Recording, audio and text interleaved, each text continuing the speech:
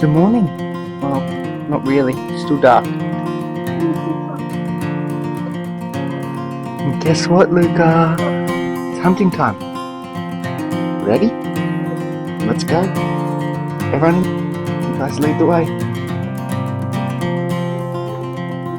Yeah, it's going to be warm in the car. The heater will be on. Let's go.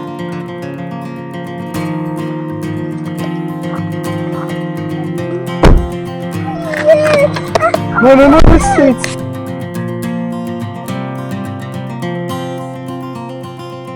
We're going hunting!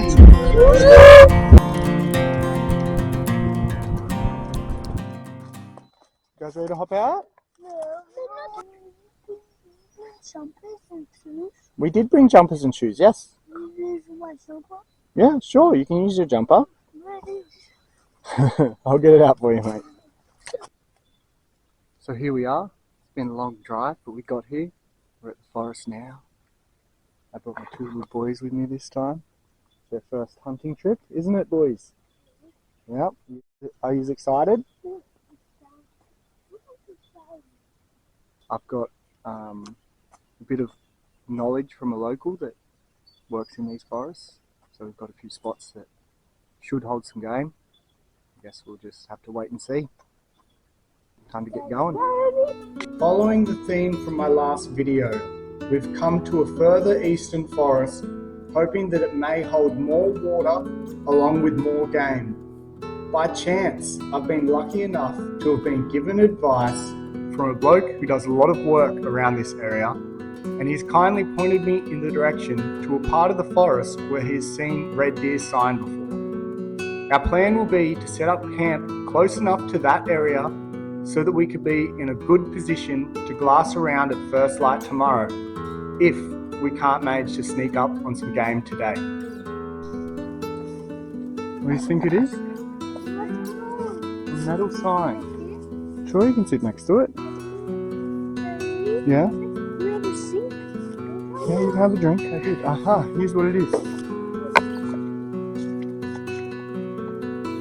It's a General Mapping Authority Geodetic Station Watch.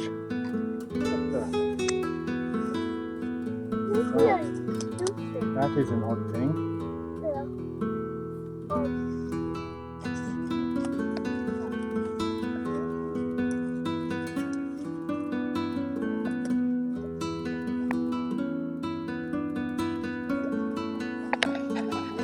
Getting there, fellas. About 2 k's down, 1 kilometre to go.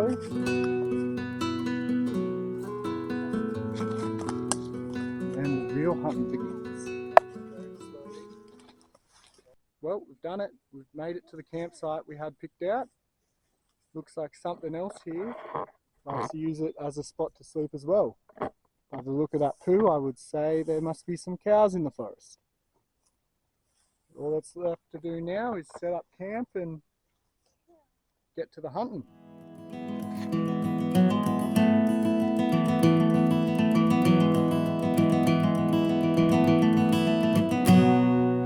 You couldn't ask for better conditions.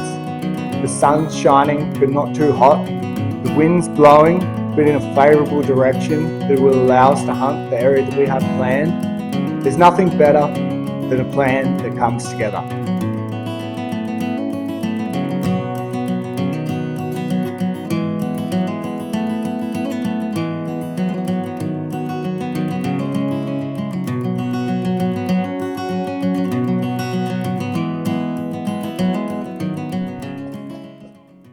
Here we have it, the tent all set up. We've already got a child sleeping in it. He had a little vomit just as we finished setting up the tent. I think he might be coming down with a bit of a sickness. We'll have to see how he's feeling when he wakes up, but it's only 11 o'clock, so.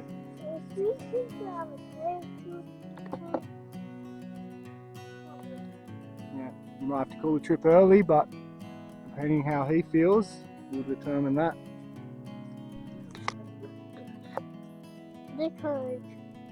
something? See? See? Yeah. It fell. Yeah. Really fun. So, I'm going to do something.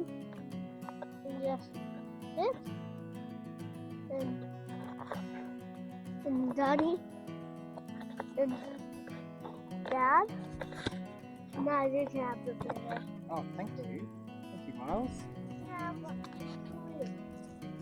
As badly as I wanted this trip to run smoothly and faultlessly, and as badly as I wanted to be hunting hard and looking for animals, I know that Luca wanted it more.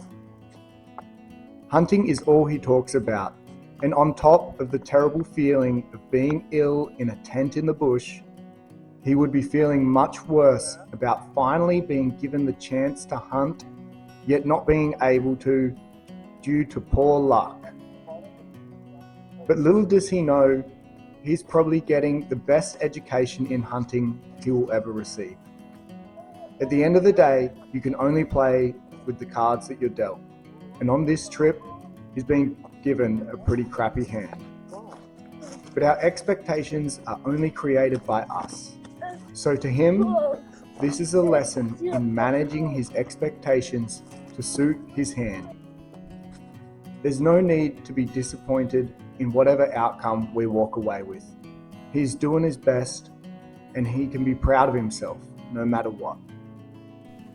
Luca woke up just before, and he said he was feeling good, so we went on a little walk, but we didn't get far, and poor fella's still feeling pretty cooked. It's a tough one. Like, he wants to be out here, and he wants to keep hunting, but he's just too cooked to do it. And I really want to be out here. I really want to have a look at this spot that this bloke told me about. Like, there's red deer there, and we can get onto one.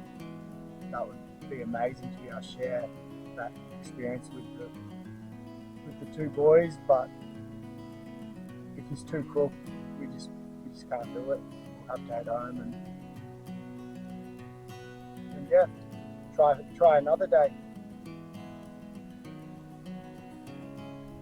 Some 2-minute noodles here for dinner. It's no camp meat, but fill the bellies, get the job done.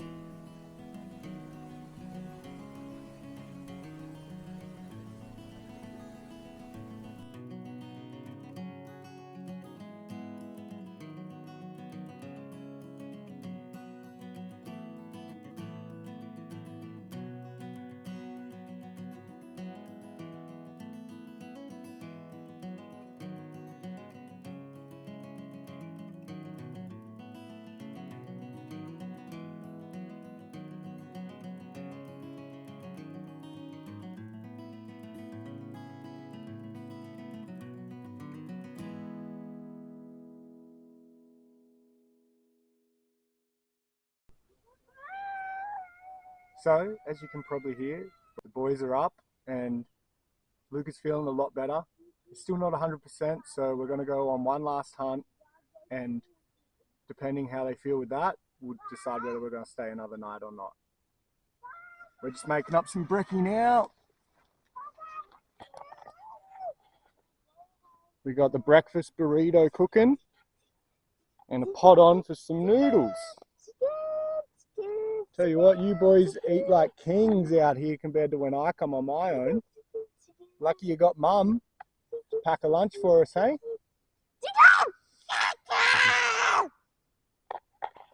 Well, guess we're not going to see anything around camp. Okay, so that's brekkie served. The burritos are gone, the noodles are going down, a couple of up and goes, and off we go.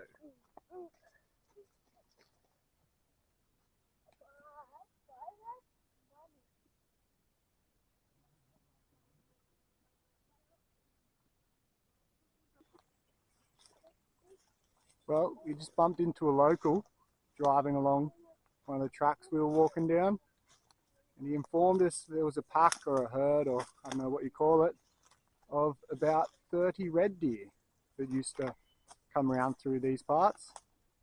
That was before the bushfires, so he hasn't seen them since, but if we're lucky, there might be a couple still about.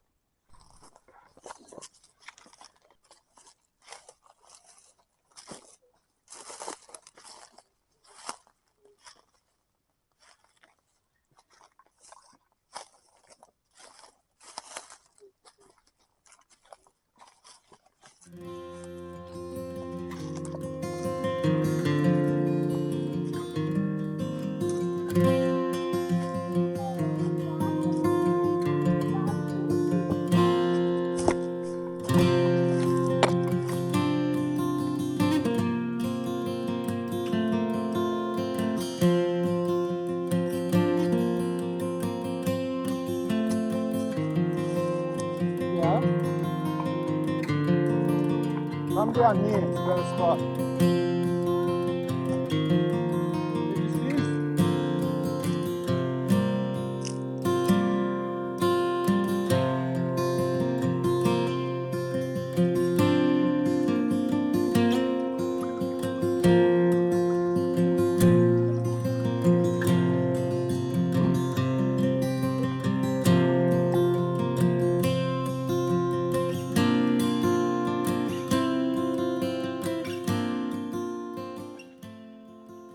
Come down to this creek because the local that we ran into said that since the mob of 30 disappeared, he's only seen one, and it was a pretty big red down by this creek.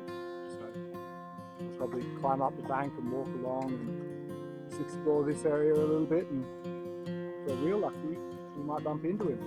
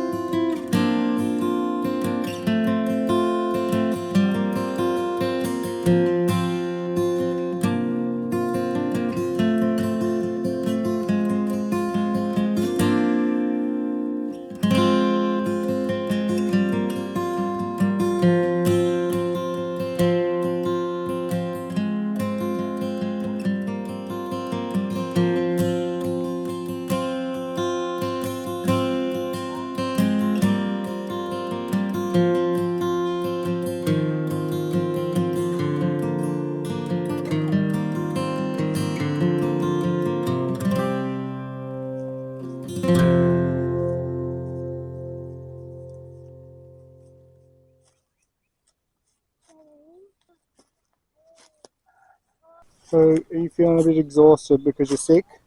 Do you reckon? Yeah? Do you reckon it's time to go home? Yeah? You had enough? Yeah.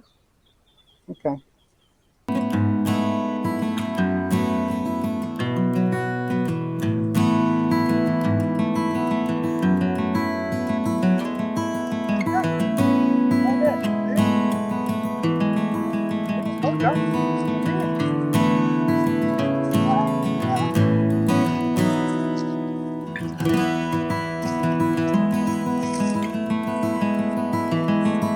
Strangely enough, Luca and I shared in the same lesson of managing our expectations.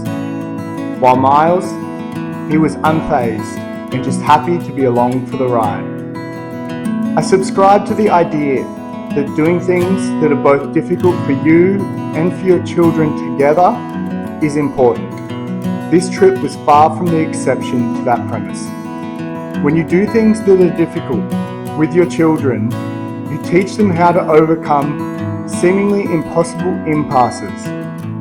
You have to ensure to bring enough energy for you and for them, to show them that no matter how difficult a situation seems, you can calmly deal with it and move on. Accept your failures, but don't wallow in them. Grow from them and bask in the success that you have created from your failure.